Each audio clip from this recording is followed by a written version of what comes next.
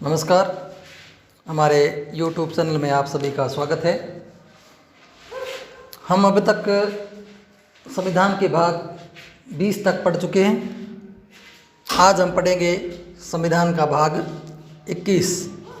भारत का संविधान भाग 21 अनुच्छेद 369 से 392 तक अस्थायी, संक्रमणकालीन और विशेष उपबंध। अस्थायी मतलब ऐसे उपबंध जो अस्थायी रूप से लागू किए थे, जैसे जम्मू कश्मीर को जो विशेष दर्जा दिया गया था 370 के तहत वो।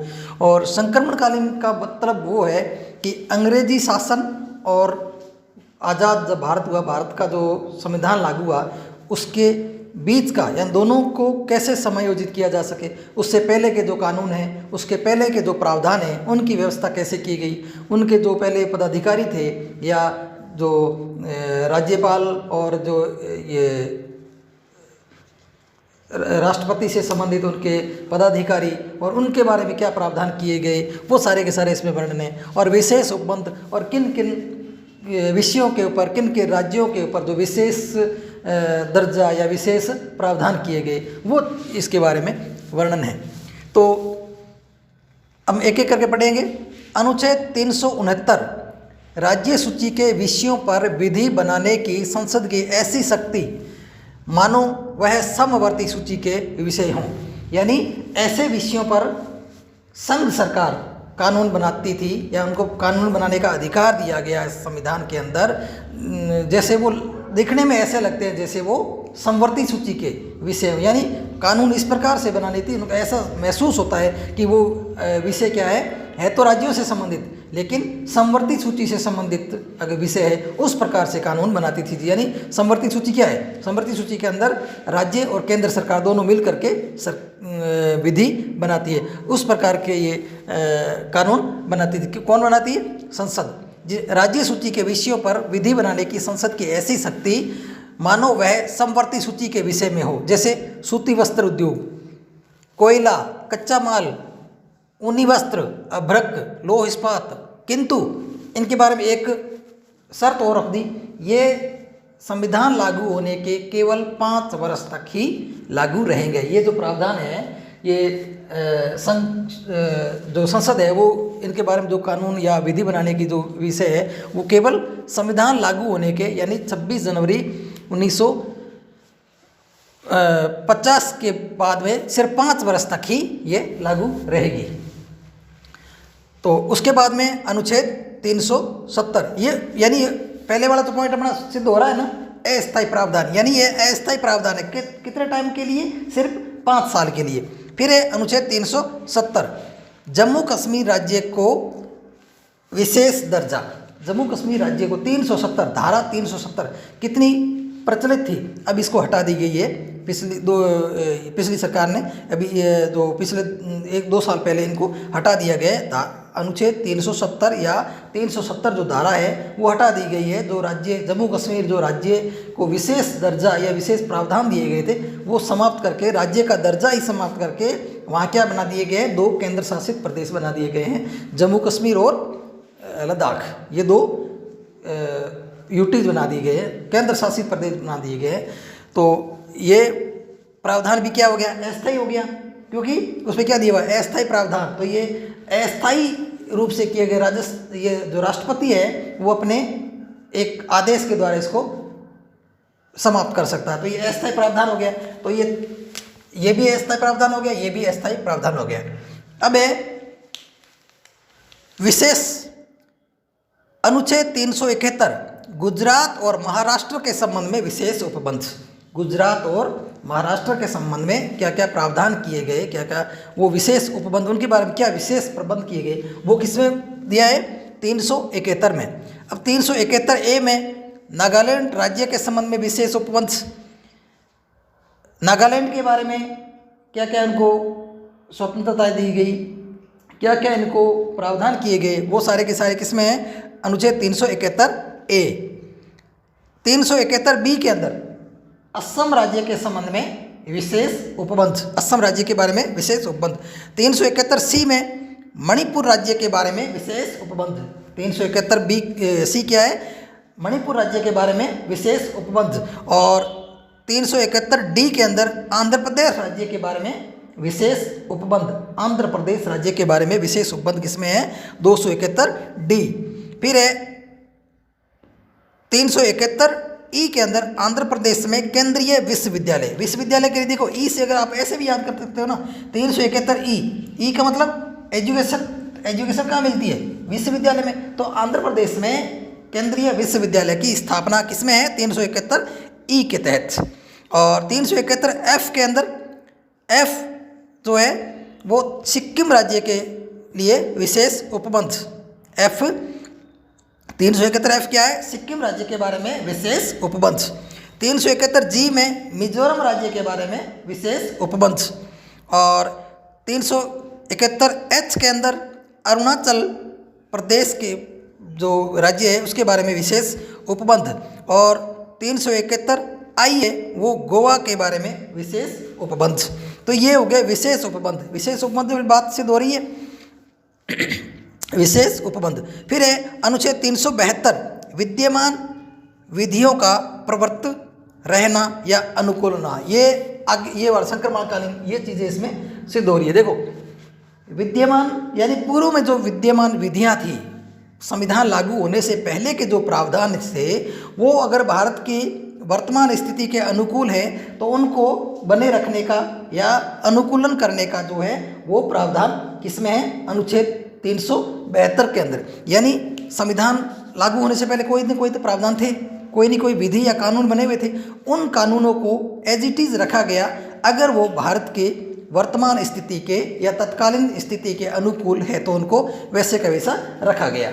फिर निवारक निरोध में रखे गए व्यक्तियों को कुछ दशाओं में राष्ट्रपति की शक्ति। निवारक निरोध यानी जो बंदी बना लिए गए लोग, उन लोगों के बारे में क्या करना है उसकी शक्तियाँ जो है वो किसमें? राष्ट्रपति में निहित कर दी गई। उनकी क्या क्या शक्तियाँ हैं वो इसके अंदर अनुच्छेद 373 के अंदर। अब 374 के अंदर है फेडरल न्यायालय के जजों और कोर्टों के बारे में कार्यवाही उपबंध। फेडरल न्यायालय मतलब सुप्रीम कोर्ट की जो स्थापना हुई थी, सुप्रीम कोर्ट जो बना था, उससे सुप्रीम कोर्ट के जो समानांतर ये जो फेडरल न्यायालय वगैरह ये जो थे, उन न्यायालयों के बारे में जो पहले वाले न्यायालयों के बारे में क्या प्रावधान किए गए वो है अनुच्छेद 374 के अंदर। अब 375 में है संविधान के उपबंधों के अधीन रहते हुए न्यायालयों के प्राधिकारियों के कृत्य। यानी जो पहले न्यायालय बने हुए हैं वो संविधान के अनुकूल रहते हुए उनके अधिकारियों और प्राधिकारियों के जो प्रावधान है वो है अनुच्छेद 375 में। अब 376 अनुच्छेद 376 में उच्च न्यायालयों के न्यायाधीशों के बारे में उपबंध, यानी हाईकोर्ट के जो न्यायालय है या न्यायाधीश है उनके बारे में उपबंध। वो भी सभी है वो संक्रमणकालीन की बात कर रहे हैं। अभी जो वर्तमान में उच्च न्यायालय है उनसे संबंधित नहीं है, ये वर्तमान की बात कर रहे हैं, ये उस टाइम की बात कर रहे हैं। जो भी ये भी उनको उस टाइम के लिए था। फिर अनुच्छेद 377 भारत के सीएजी के बारे में उपबंध। यानी उस टाइम जो सीएजी के टाइप का जो काम करते थे वो वैसे के वैसे उसमें क्या हो गए। अभी जो वर्तमान में जो सीएजी है वो और पहले वाले जो लेखा जोखी करते थे उनके अनुकूल यहाँ के व्यवस्था, उनको मतलब कैसे एडजस्ट करना है, उनको आगे कैसे उनको समायोजित करना है, उनके बारे में प्रावधान। फिर है 378 इसके अंदर लोक सेवा आयोग के बारे में उपबंध। यानी जो पहले की जो लोक सेवा आयोग जो पहले परीक्षाएं लेती थी उनको वर्तमान लोक सेवा आयोग यानी यूपीएससी और इनके बारे में उनको कैसे उसमें समायोजित किया जा सकता है, तो ये उनमें प्रावधान है। फिर है अनुच्छेद 378A आंध्र प्रदेश विधानसभा की अवधि संबंधी प्रावधान। 378 में क्या है? आंध्र प्रदेश विधानसभा की अवधि संबंधी प्रावधान। तो एक बार अपने यहाँ तक याद कर लेते हैं। देखो 372 पूर्व की जो विधियाँ थी उनके बारे में क्या प्रावधान है वो रखे गए। फिर है निवारक निरोध जो है जो अपने राष्ट्रपति को है उनके बारे में शक्तियाँ दे दी गई। फिर है 374 के अंदर क्या है? फेडरल न्यायालय के बारे में। 75 के अंदर संविधान के उपबंधों के अधीन रहते हुए न्यायालयों के बारे में, यानी कोर्ट जो न्यायालय है उनके बारे में किसमें है? अनुच्छेद 375 में। 76 में क्या है? उच्च न्यायालयों के न्यायाधीशों के बारे में उपबंध। तो न्यायालयों के न्यायाधीशों के बारे में उपबंध। और 77 में है भारत के सीएजी के बारे में उपबंध। अगर मान लो आगे वाले कुछ भी नहीं दे और इन सवालों के बारे में मिलान करके दे दे कि इनको मैच करो, अगर लिख देवे क्या मैच करो 375, 376, 377, 378, ठीक है, ऐसे लिख दे वे। और इसमें लिख दे CAG, इसके सामने लिख दे लोक सेवा आयोग, लोक सेवा आयोग, और इसमें लिख दे हाई कोर्ट, और CAG हो गया, ये हो गया 76 उच्च न्यायालयों के न्यायाधीशों के, 75, 76 संविधान के पदों के न्यायालयों के, और उच्च न्यायालय के न्यायाधीशों के, ये लिख दे जज। अब इनके मिलान करो। अगर मान लो, क्योंकि इनको छोड़ देते हैं, ज़्यादातर क्या करते हैं, इनको स्किप कर देते हैं कि इसमें छोड़ देते हैं। यहाँ तक तो पढ़ा देते हैं, विशेष राज्यों के दर्जे तक तो पढ़ा देते हैं, लेकिन नीचे का पूरा पूरा स्किप कर। आज मैंने 2-3 दिन पहले कोई वीडियो देखा था, उसके अंदर ये था कि 371 तक आ गए, उसके बाद में इनको स्किप करके सीधा सीधा वहाँ चले गए कहाँ, 378 भी नहीं, 392 तक ले जाके छोड़ दिया। ये सारे के सारे स्किप कर दिए। तो ऐसा नहीं है इनको। अगर मान लो, क्योंकि अगर प्रश्न पेपर को टफ बनाने के लिए कुछ भी कर सकती है, क्योंकि संविधान के अंदर है, इसको कहीं हटाया गया नहीं गया है और कहीं कुछ किया नहीं गया, तो संविधान के अंदर है, तो इसमें पूछ सकते हैं। तो अपन क्या करेंगे, 375 किससे मिल रहा है, 375 न्यायालयों से। किससे मिल रहा है, उच्च न्यायालय से, हाई कोर्ट से।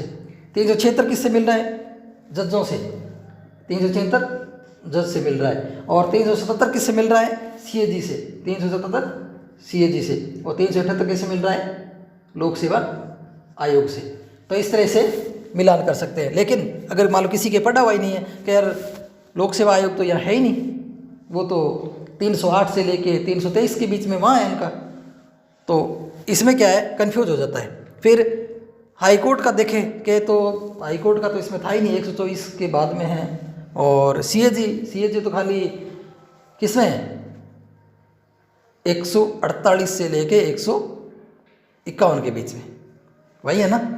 तो वो तो इतना ही याद करेगा कि वही याद है। फिर जजों के बारे में तो कंफ्यूज ना हो, इसलिए ये जो बहुत ही महत्वपूर्ण है, क्या है इनमें भी, क्योंकि इसमें भी हाई कोर्ट, लोक सेवा आयोग, CAG और हाई कोर्ट के जजों, इन सब से संबंधित सवाल आते हैं। तो अपने को छोड़ना एक भी नहीं है, क्योंकि प्रश्न कहीं से भी आ सकता है, इसलिए एक एक चीज़ को कवर करना बहुत ज़रूरी है।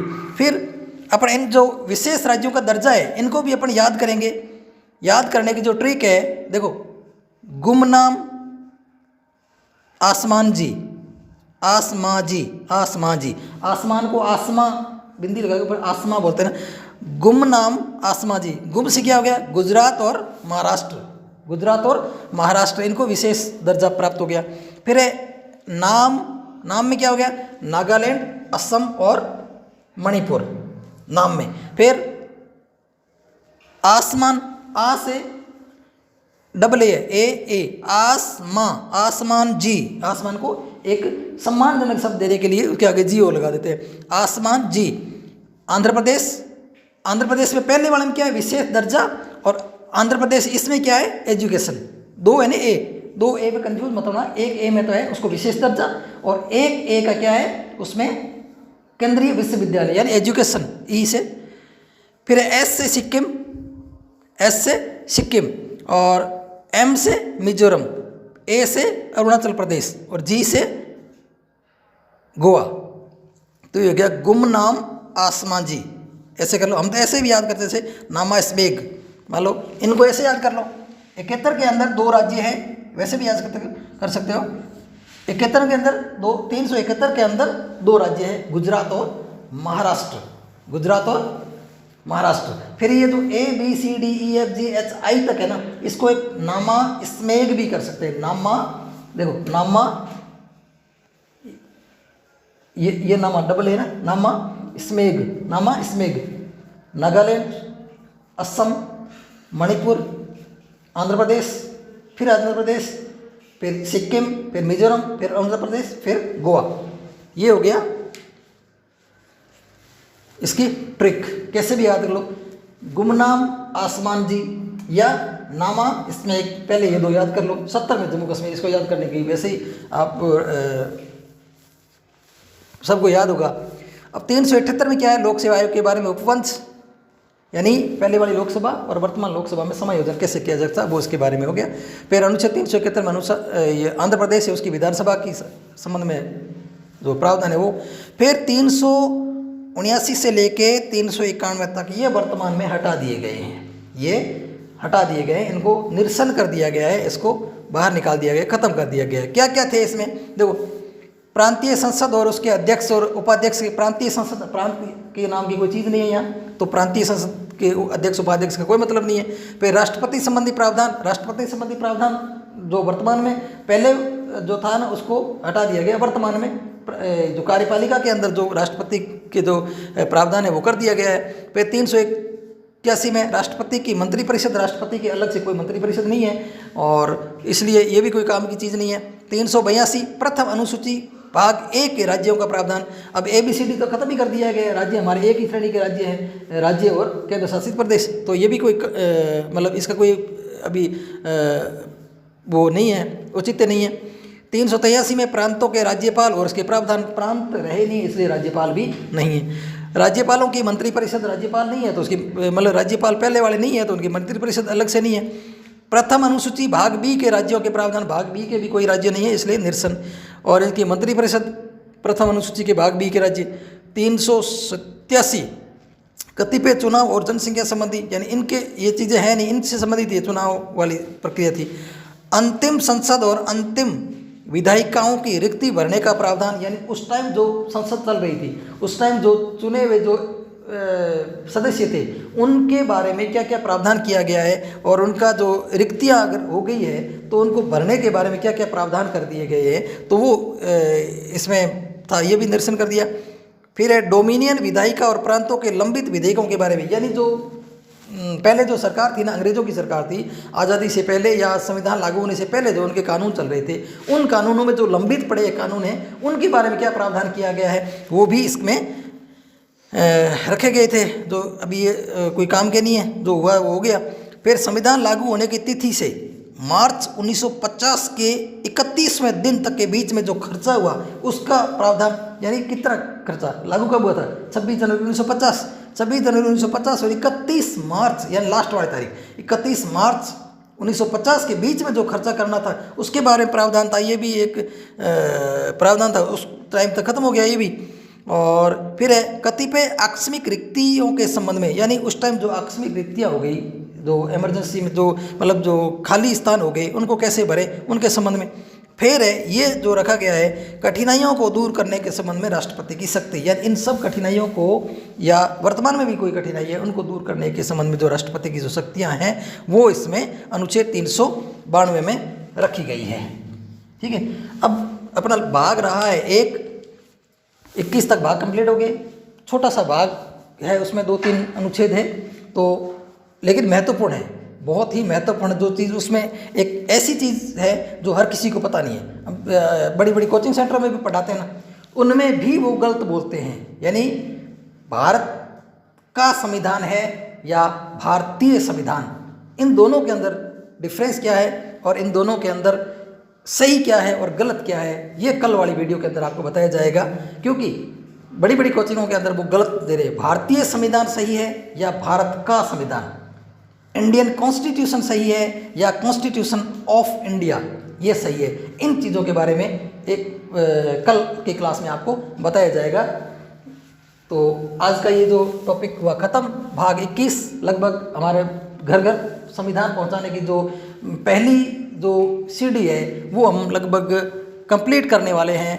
एक भाग बचा है, उस भाग को कंप्लीट करने के बाद में हम बहुत सारी जानकारी हम लोगों तक पहुंचा चुके हैं, और जिन्होंने नहीं देखा है और जो चैनल पर नए हैं उस चैनल को सब्सक्राइब करें, शेयर करें, ताकि अधिक से अधिक ये पहुंच सके, घर घर संविधान की जो हमारी मुहिम है वो पहुंच सके। और किसी ने वीडियो नहीं भी देखा है तो हमारे प्लेलिस्ट में जाकर के ये सारे के सारे वीडियो पड़े हैं वो आप देख सकते हैं और आगे अपने मिलने वालों को, अपने जानकारों को बता सकते हैं, ताकि संविधान जो है हमारा उन लोगों तक भी पहुँचे। तो इसी के साथ आपने हमें सुना, धन्यवाद, नमस्कार।